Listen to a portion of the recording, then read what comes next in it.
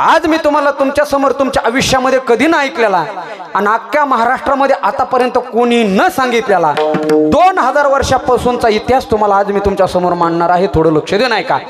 आपल्या भारत देशाला एकूण 7 नावाने ओळखलं जातं. किती? 7 नावाने. लक्ष दे नाही का. जम्बूयादीप, हिमवर्ष, अदनाम वर्ष, आर्यव्रत, भारत, हिंदुस्थान आणि इंडिया. आपल्या भारत देशामध्ये इसवी सन पूर्व मध्ये एक चक्रवर्ती सम्राट राजा होऊन गेला ज्याचं नाव आहे चक्रवर्ती अशोक सम्राट. अशोक सम्राटाच्या नंतर इसवी सन पूर्व संपलं आणि इसवी सन सुरू झालं.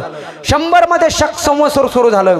आपल्या हिंदू धर्माचं जे पंचांग असतं त्याच्यामध्ये शके लिहिलेलं असतं बघा. ते 100 पासून सुरू झालं. इसवी सन आणि शके याच्यामध्ये 78 वर्षाचा फरक असतो.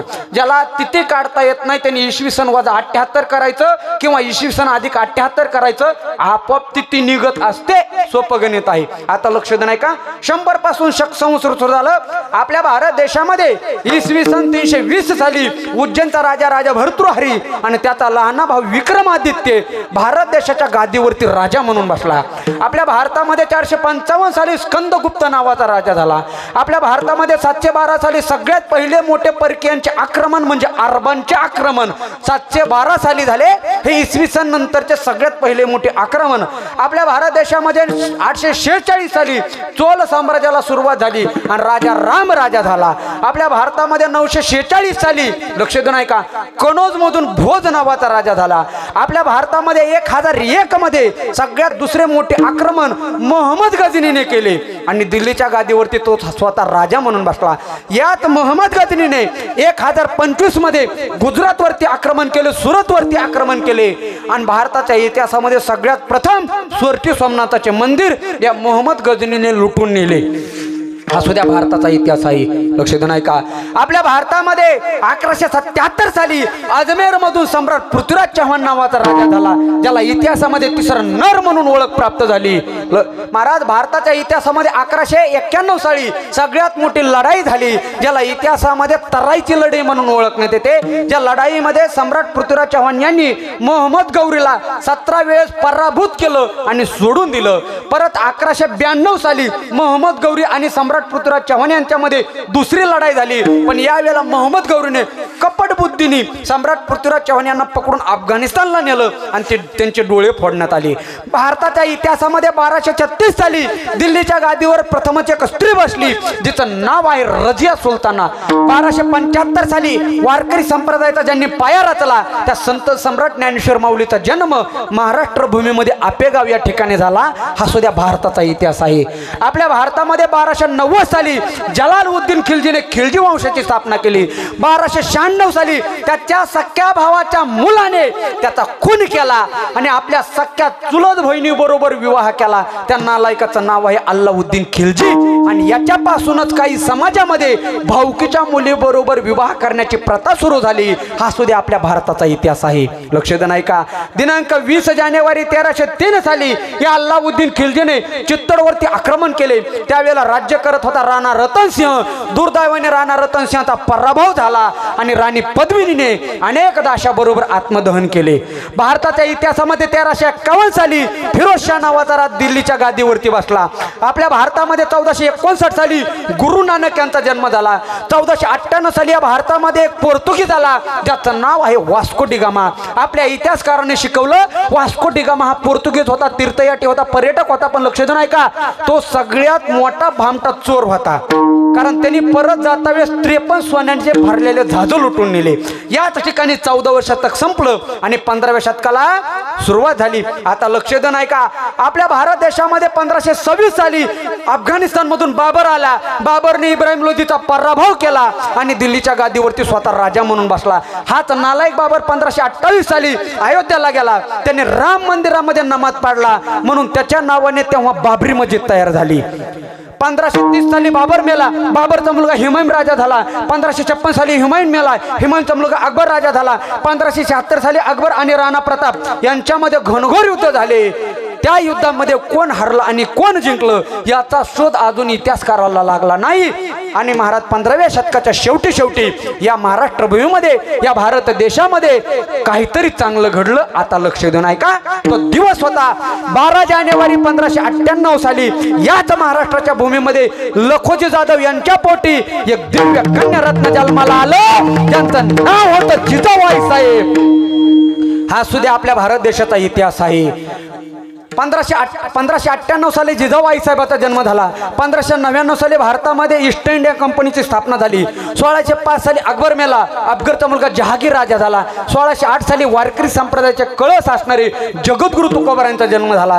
1627 साली जहागीर मेला, जहागीरचा मुलगा शहाजहा राजा झाला। आणि 16व्या शतकांच्या मध्यंतरी स्वर्णयुगाला सुरुवात झाली। तो दिवस होता 19 फेब्रुवारी 1630 साली याच महाराष्ट्राच्या भूमीमध्ये पुणे जिल्ह्यामध्ये शिवनेरी किल्ल्यावरती हिंदू हृदय संस्थापक स्वराज्य संस्थापक छत्रपती शिवाजी महाराजांचा जन्म झाला। हा सुद्धा आपल्या भारताचा काय आहे, इतिहास आहे। 1630 साली छत्रपती शिवाजी महाराजांचा जन्म झाला। वयाच्या 14व्या वर्षी म्हणजे 1646 साली छत्रपती शिवाजी महाराजांनी पहिला किल्ला जिंकला, ज्या किल्ल्याचं नाव आहे तोरणा किल्ला। हा सुद्धा भारताचा इतिहास आहे। 10 नोव्हेंबर 1659 साली छत्रपती शिवाजी राजाने अफजल खानाचा कोतळा बाहेर काढला। 1657 साली धर्मवीर संभाजी राजा यांचा जन्म झाला। 1663 साली शाहिस्ते खानाची बोटं कापली। 1670 साली तानाजी मालुसरे गेले। 1673 साली प्रतापराव गुजर पाटील गेले आणि मराठा साम्राज्याचा उदय झाला। तो दिवस होता 6 जून 1674 साली याच देशामध्ये 32 मन सोन्याचं सिंहासन तयार झालं आणि त्या सिंहासनावरती माझा राजा राजा म्हणून बसला आणि या भूमीला नवीन नाव प्राप्त झालं, स्वराज्य। 1680 साली छत्रपती शिवाजी महाराज गेले, छत्रपती संभाजीराजे त्यांच्या गादीवरती बसले। 1689 ला छत्रपती संभाजीराजे गेले आणि बहुतांश मराठा साम्राज्याची सत्ता पेशवाईकडे आली। आता लक्ष देऊन ऐका, 1705 मध्ये इंग्रज भारतामध्ये व्यापार करण्यासाठी आले। दिनांक 20 फेब्रुवारी 1707 साली भारतातला तिसरा नालायक औरंगाबाद या ठिकाणी मेला। 1720 साली पहिले बाजीराव पेशवे झाले। 1725 साली पुण्यश्लोक अहिल्याबाई होळकर झाल्या, ज्यांनी मराठा साम्राज्याची धुरा सांभाळली आणि अखंड भारत देशामध्ये 12 ज्योतिर्लिंगाचा उद्धार केला। 1760 साली दुसरे बाजीराव पेशवे झाले।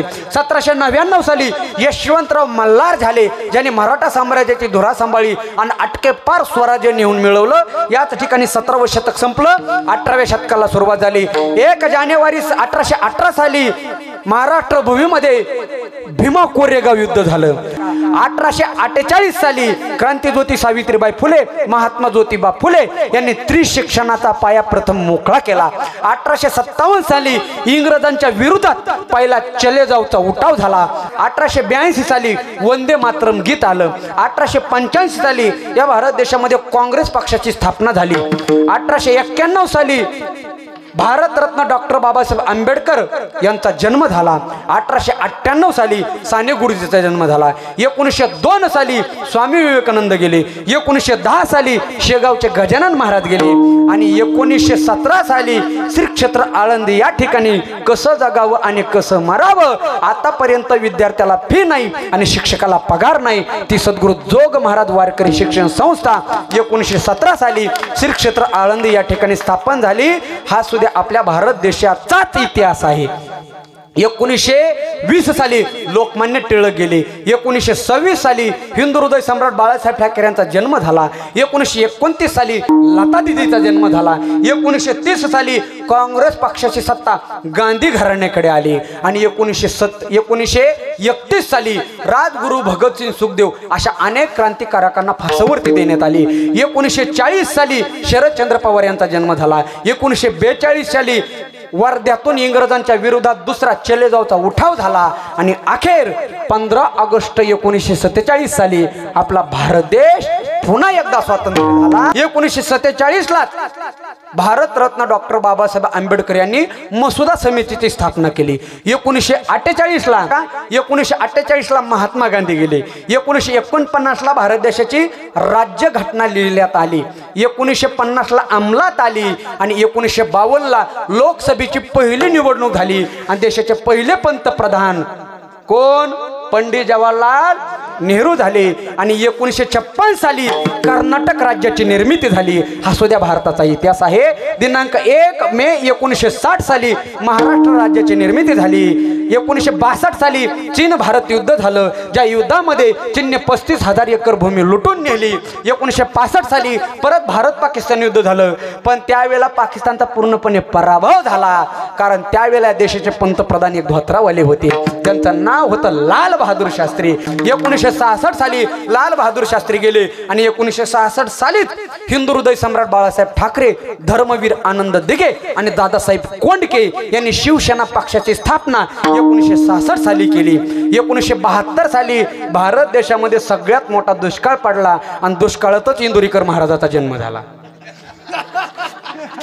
1972 ला 15 ऑगस्ट 1975 साली बॉलिवूडचा सुपरहिट चित्रपट रिलीज झाला, ज्याचं नाव आहे शोले. 1983 साली कपिल देवाने पहिला वर्ल्ड कप जिंकला. 1989 साली राजीव गांधीने 18 वर्षाच्या मुलाला मतदानाचा हक्क दिला. 1991 साली राजीव गांधी गेले मी जन्माला आलो. 1991 साली राजीव गांधी गेले. 1992 साली बाबरी मस्जिद पाडण्यात आली, जी 1528 मध्ये बांधली होती ती. 1993 साली मुंबईला बॉम्बस्फोट झाला, मराठवाड्यामध्ये किल्लारीला भूकंप झाला. 1997 साली भारतातली पहिली महिला अंतराळात गेली, काय नाव तिचं? कल्पना चावला. 1999 साली परत भारत पाकिस्तान युद्ध झालं, ज्याला इतिहासामध्ये कारगिल युद्ध म्हणून ओळखण्यात येते. आणि 1999 साली शरदचंद्र पवार यांनी राष्ट्रवादी पक्षाची स्थापना केली. 2001 ला धर्मवीर आनंद दिघे गेले. 2004 ला लक्ष्मणकांत बेर्डे गेले. 2006 ला राज ठाकरे यांनी मनसेची स्थापना केली. 2007 ला आपल्या भारत देशाला एक सक्षम स्त्री राष्ट्रपती म्हणून भेटले, प्रतिभाताई पाटील. 26/11/2008 रोजी 2 घटना घडल्या. एक मुंबईला बॉम्बस्फोट झाला आणि दिल्लीला देखील त्याच वेळेला बॉम्बस्फोट झाला. 2012 ला आपल्या देशातले 2 नेते गेले महाराज. पहिले हिंदू हृदय सम्राट बाळासाहेब ठाकरे आणि लातूरचं वैभव विलासराव देशमुख. 2014 ला लोकसभेची निवडणूक झाली. देशाचे पंतप्रधान नरेंद्र मोदी झाले, ज्यांचा जन्म 1950 साली झाला होता ते. आणि त्याच वेळेला बीड जिल्ह्याचं वैभव केंद्रीय ग्रामविकास मंत्री गोपीनाथराव मुंडे साहेब यांचं निधन झालं. 2016 ला दुसरी नोटबंदी झाली. पहिली नोटबंदी 1978 साली जी मोरारजी बाबू देसाईने केली. दुसरी नोटबंदी 2016 साली जी माननीय नरेंद्र मोदीने केली. 2017 ला आमच्या महाराष्ट्रातून मराठा क्रांती मोर्चे निघाले. 2019 ला लोकसभेची निवडणूक झाली, देशाचे पंतप्रधान नरेंद्र मोदी झाले. कर्नाटकवरती काँग्रेसची सत्ता आली आणि महाराष्ट्रावरती महाविकास आघाडीची सत्ता आली. 2020 ला कोरोना आला, त्याच्यामुळे लॉकडाऊन झालं. 2021 ला परत कोरोना आला, परत लॉकडाऊन झालं. लक्षात नाही का? जानेवारी 2022 मध्ये आपल्या भारत देशाची माय असणारी सिंधुताई सपकाळ गेल्या. जून 2022 मध्ये आमच्या महाराष्ट्रातलं महाविकास आघाडीचं सरकार ढासळलं, कारण माननीय आमचे मुख्यमंत्री एकनाथराव शिंदे हे 40 आमदार घेऊन गुवाहाटीला गेले. आणि आता चालू आहे ते 2023 आणि आज दिनांक 21 जानेवारी 2023 रोजी मी तुमच्या लखन गावामध्ये, भालकी तालुक्यामध्ये, बिदर जिल्ह्यामध्ये आणि कर्नाटक राज्यामध्ये कीर्तन करत आहे. हा झाला अखंड 2000 वर्षापूर्वीचा इतिहास.